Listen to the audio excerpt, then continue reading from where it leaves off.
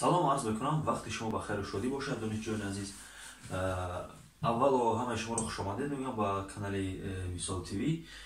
خب امروز شروع میکنیم درس نوبتی خود رو از زمانی present simple یعنی زمانی حاضره عادی.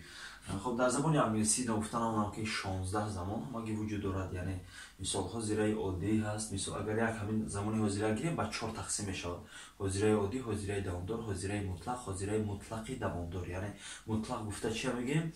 خب یک عمل اجرا شدگی.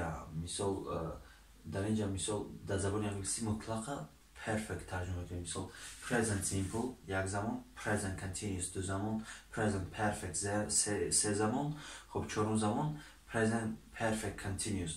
یعنی یک زمان با 4 تقسیم میشود. در زبان انگلیسی 4 زمانی اساسی است، یعنی present، past، future and the past. خب انجام می‌نویسم present یعنی اصلا 4 زمان است، 4 زمانی اساسی. یعنی لیکن زمان‌های یعنی حقیقیشون دقیقشون معلوم نیست. یعنی بعد اینا جدا میشن با simple یعنی present simple، past simple، future simple و اینچنین با continuous و اینچنین با perfect و perfect continuous. یعنی همگی 16 تا میشن.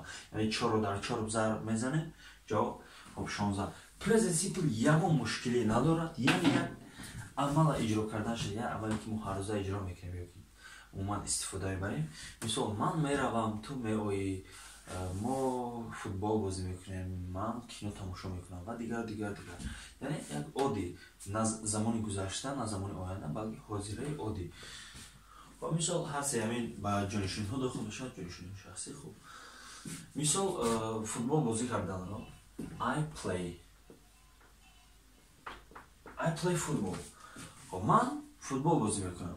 یعنی عادی ما چی گونه که فعل در حالت عادیش استفاده می‌کنیم، یگان تغییرات در فعل نمیدیم. خب در اینجا فعل گفتن هم play است. خب مثال در شخص یکم دیده شده I play football. خب زی در کدام شخص داخل میشود؟ زی در شخص سوم داخل میشود. لیکن در زی ما پسوند اس اضافه نمی‌کنیم. حاضر بفهمیم. I play football. They play football. She plays football. خب در اینجا برای چی مثال همین هر دوشم سوم شخصی، در سوم شخصی she s استفاده بردیم، بلکه در سوم شخصی they s استفاده نبریم. They play برای که اینجا شکل جمعه. خب اگر نوابسته از اونه که در کدام شخص قرار دارد، مثلا جمله یا شخص در کدام شخص قرار دارد، مثلا اینجا سوم شخص است، ما باید اس استفاده بریم چون خود. لیکن اساسی بگی در اینجا یک چند نفر در نظر برد، یعنی شکل جمع است، ما اینجا مثال ما اینجا play استفاده می‌کنیم. یعنی در اینجا بسیاری در نظر که داشته باشد ما اس اضافه نمی‌کنیم، گرچند که سوم شخص است. They play، we play. For example اینا مثال اگر من بگم که علی، مثال علی یا که عبدالرحمن plays football، عبدالرحمن فوتبال بازی میکنند. عبدالرحمن and علی play football میشه. یعنی الان که اینجا دو کس است اس اضافه نمی‌کنیم. خب play تنها play. خب I play football. They play football. She plays football. یعنی زمان حاضره عادی. مثال اول میمونیم. خب من می‌نویسم مثال. خب این یعنی فرمول ترتیب دهی present simple است. این چنین فرمول دیگرش هم یعنی فرمول درست‌تر کتابتیش هم هست که مثال subject. خب subject. خب لیکن با فکر من که در اردوی که عین حال شما قرار داره فهمیدن و سرفهم رفتن subject، main verb and object این کمی دشوارتر است. خب برای همین آسان‌ترش pronoun plus verb plus noun. یعنی در اینجا noun چی است؟ در اینجا noun فوتبال چی؟ یعنی فوتبال. pronoun جانشین چی است؟ جانشین I، they، she. خب فعل چی است؟ play. یعنی در زبان حاضره عادی ما اول در زبان انگلیسی pronoun جایگیر میکنیم، دیوم verb جایگیر میکنیم در آخر جمله، خب اسم رو جایگیر میکنیم. خب شکل این کارش رو میکنم I play football. این یعنی من فوتبال بازی میکنم.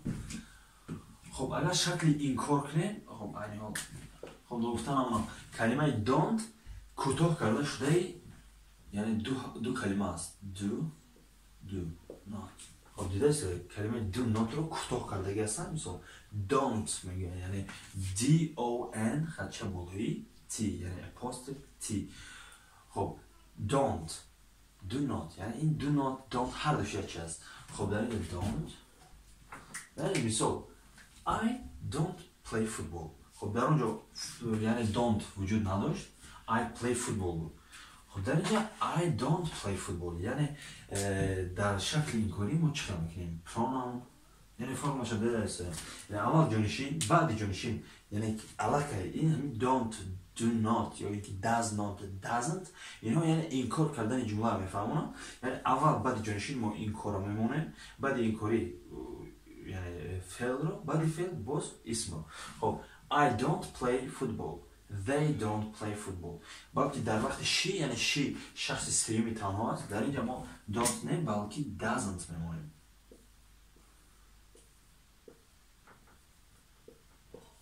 doesn't D-O-E-S-N-T خب doesn't هم یعنی شکل کوتاه کرده شده does not میشود.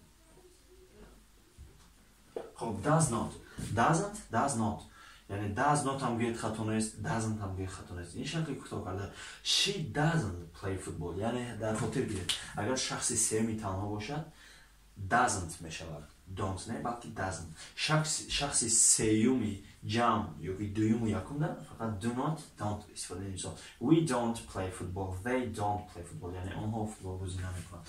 خب اینها باید دارم شما شکل این کار کردن رو فهمیدید چیونه. مثال I go to the cinema مثال من با کینو میروم I go to the theater مثال من با تئاتر میروم.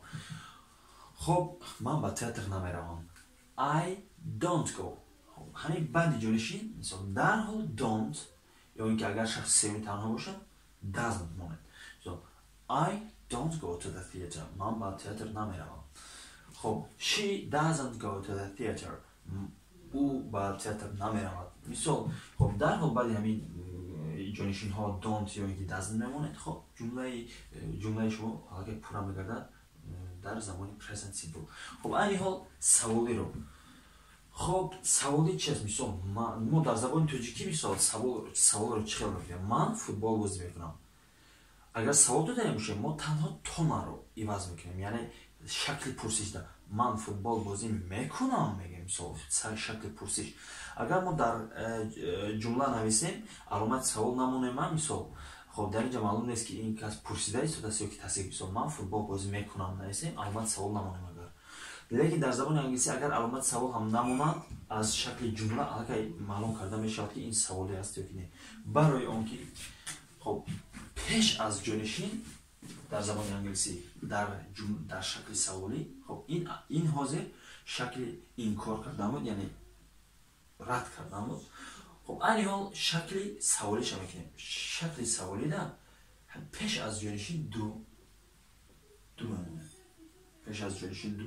خب حتما گفتنم که در شخص سیومی تنها does میشود. دیده است دو در شکل خب در شخص یکم دوم و سیوم جمع دو استفاده بوده میشود. خب در شخص سیومی تنها does استفاده بوده میشود. مثال وقتی که ما اگر سرشویده که ما نیم دوید در اینجا don't do not رو پاک میکنیم. خب در اینجا بینید چگونه میشود I play football من فوتبال بازی میکنم. اگر I پیش از یک کلمه دومانه do I play football خب این علاقه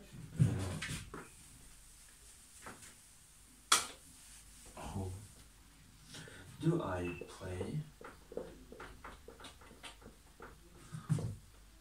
خب یعنی علاقه پیش از جانشین ما وقتی که دو میمونیم یعنی که دست علاقه جمله سوالی در مبادله میدند. اگر همین دو نموشد مثال بازی I play football من فوتبال بازی میکنم میشود. اگر دوی مونیم do I play football من فوتبال بازی میکنم میشود. خب این چنین در شخص سیومی جمع یعنی they آنها do they play football آنها فوتبال بازی میکنند میشود ترجمهش میشود.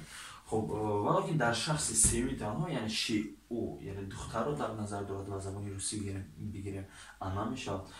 Does she play football does she play football خب یک چند گفتنم من خب مثال در اینجا شاید سوال پیدا شد برای چی.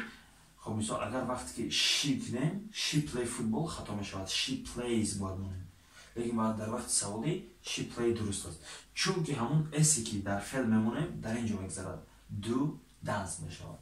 аллакай ҳамин якта кифоя аст. шарт нест ки мисол мо does she plays кунем.